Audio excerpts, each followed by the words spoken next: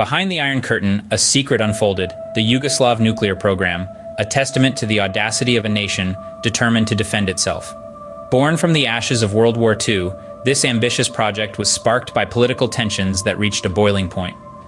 Yugoslavia, under the leadership of Josip Broz Tito, found itself at odds with Soviet leader Joseph Stalin.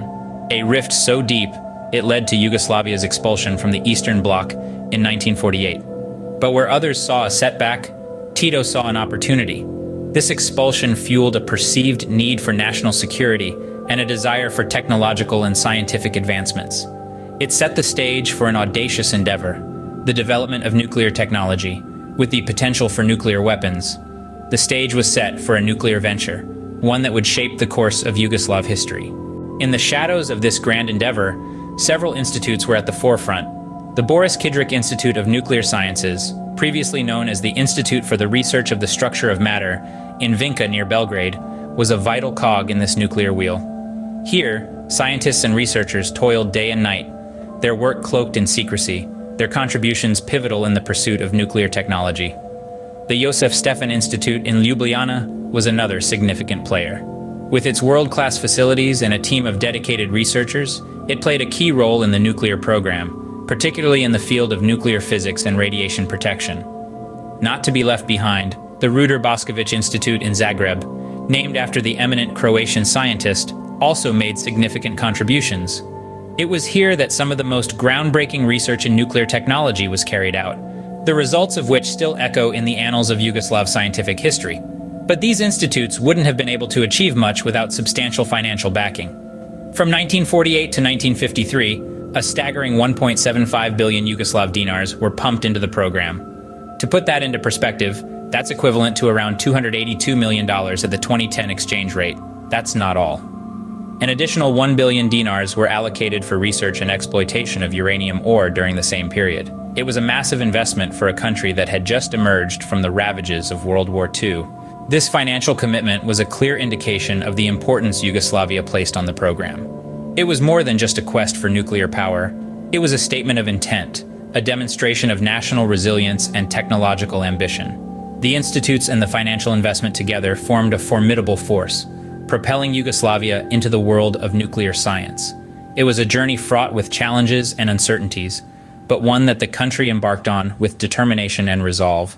Thus, the investment and the institutes became the backbone of the Yugoslav nuclear program. The race to nuclear prowess was on, and Yugoslavia was not alone. To bolster their nuclear capabilities, they found partners in Norway and the Soviet Union. These partnerships were instrumental in the construction of nuclear reactors and facilities for processing nuclear fuel. Together, they embarked on a journey to harness the power of the atom, a journey that was both challenging and enlightening. The Department for the Renewal of Nuclear Fuel was established in Vinča in 1956. This marked a significant step forward in Yugoslavia's nuclear journey. The department was tasked with the complex process of renewing nuclear fuel, a key aspect of maintaining a functioning nuclear reactor. This was a crucial move in their bid to join the nuclear club, demonstrating their commitment to developing a sustainable nuclear program.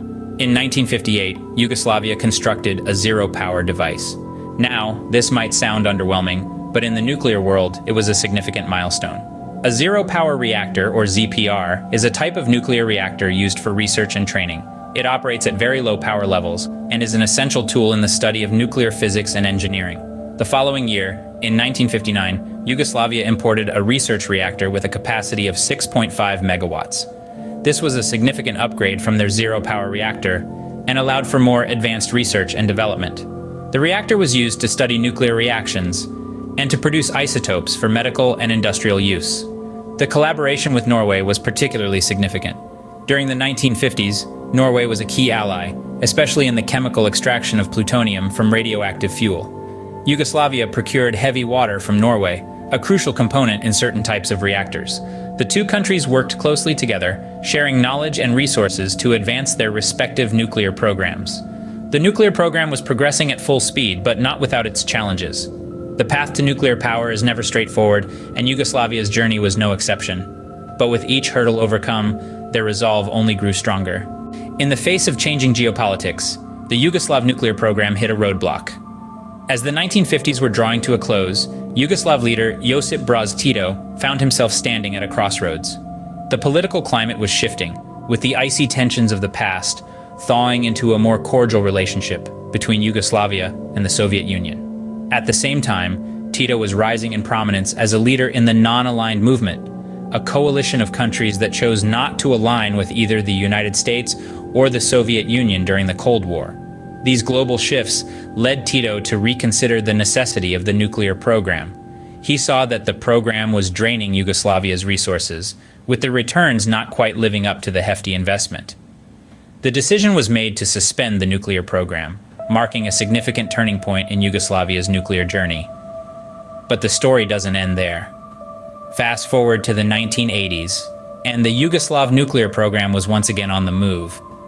This resurgence was largely driven by Secretary of National Defense Branko Mamula. The revival saw a focus on the construction of the Krško power plant, which served as a civilian cover for the nuclear weapons program. This period was marked by a renewed vigor and a sense of purpose. The nuclear program was back in full swing, with the aim of making Yugoslavia a nuclear-armed nation, a goal that was never fully realized. Despite the renewed enthusiasm, the program faced numerous challenges, including financial constraints and the evolving political landscape. The 1980s marked a new chapter in the Yugoslav nuclear program, a chapter filled with determination and resilience. While the program didn't achieve its ultimate goal, it played a significant role in shaping Yugoslavia's scientific and technological landscape. As the world changed, so did Yugoslavia's nuclear ambitions. From its inception in the post-World War II era, through its suspension and eventual resurgence, the Yugoslav nuclear program serves as a compelling testament to the nation's determination to chart its own path in the face of global political shifts. In the 1980s, Yugoslavia harbored two faces of its nuclear program. The first, known as Program A, was shrouded in secrecy. This military-oriented program was focused on the ambitious task of developing nuclear weapons.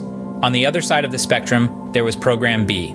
This civilian program consisted of 11 diverse projects, all aimed at harnessing nuclear technology for peaceful purposes. From energy production to medical advancements, Program B sought to bring nuclear technology into everyday life. Thus, the country was playing a high-risk game of nuclear chess, balancing on the thin line between war and peace, destruction and development. The existence of these parallel programs highlighted the dual nature of nuclear technology itself. It could either be a tool for development and progress, or a weapon of mass destruction. The duality of the nuclear program revealed the complexity of Yugoslavia's nuclear ambitions. As the curtain fell on the Yugoslav nuclear program, international cooperation took center stage. The 1980s had seen a resurgence in nuclear endeavors, but by the mid-decade, the tides were already turning. Program A, the military-focused arm of the nuclear program, was halted. It was a significant move, marking the beginning of the end for Yugoslavia's nuclear ambitions. The entire nuclear program was officially terminated in 1990. A new law prohibiting the construction of new nuclear power plants was enacted, extinguishing the last embers of the nuclear flame. It was a dramatic shift, a departure from a course that had been charted for over 4 decades. Yet, the cessation of the nuclear program was not the end of the story. With the program's termination, the question of what to do with the remaining nuclear materials became paramount. Here, the International Atomic Energy Agency, or IAEA, stepped in, playing a crucial role in the next chapter of the saga. The IAEA, an organization dedicated to promoting the peaceful use of nuclear energy and preventing the proliferation of nuclear weapons, was instrumental in dismantling and removing the remaining nuclear materials from Yugoslavia. It was a complex and demanding task, requiring a level of cooperation and trust that had not always been present in the history of the Yugoslav nuclear program. Yet, with the IAEA's help, Yugoslavia navigated these challenging waters. The nuclear materials were safely removed, and the facilities that had once been the heart of Yugoslavia's nuclear ambitions were decommissioned. It was a fitting end to a bold chapter in the country's history. The story of the Yugoslav nuclear program is one of audacity and resolve. It's a tale of a nation that dared to dream big, to strive for a place among the world's nuclear powers.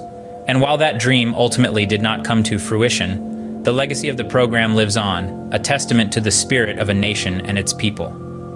Thus, the Yugoslav nuclear era came to an end, leaving behind a legacy of audacity and resolve.